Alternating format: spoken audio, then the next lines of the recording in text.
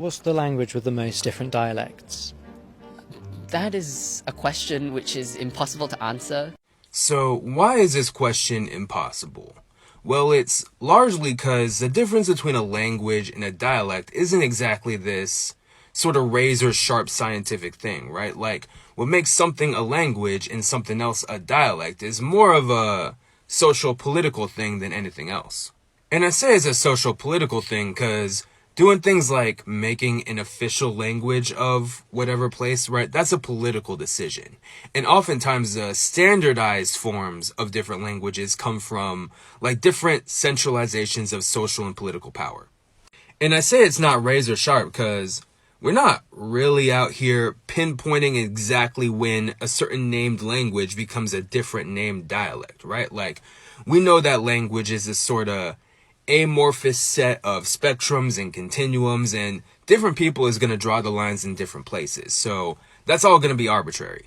And on top of that, things that you might think would be super important when discussing language versus dialect, like mutual intelligibility, right? Like, those things aren't always super important.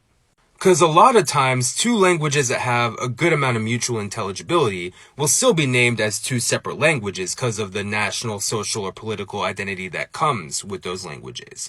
And a popular example here is like Hindi and Urdu, or the Scandinavian languages, Norwegian, Swedish, and Danish. And all of that leads to the pretty famous quote by Max Weinreich that kind of boxes this up pretty neatly, in that a language is a dialect with an army and a navy, as in the dialect with a lot of power and social energy behind it becomes a named language. But knowing all that, what do we do now? Well, we could just call everything a dialect, right? Like, even if you use the most standardist version of the standard language, you're still just using a different dialect. But sometimes the term dialect is a bit negative, like people might think it's inferior or less intelligent, and I don't think that's true, and I don't want you to feel that way, right? So these days I opt for the term variety a little bit more.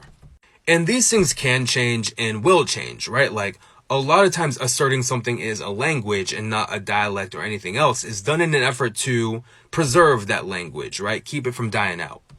And I don't know exactly how to end this, but in a way, I guess I kind of like how we don't have exact lines drawn. We don't have to cut things off neatly, right? We can just kind of play in the same sandbox with each other. But at the same time, not everyone plays nice in the sandbox. So we still got to fight against linguistic discrimination and all that.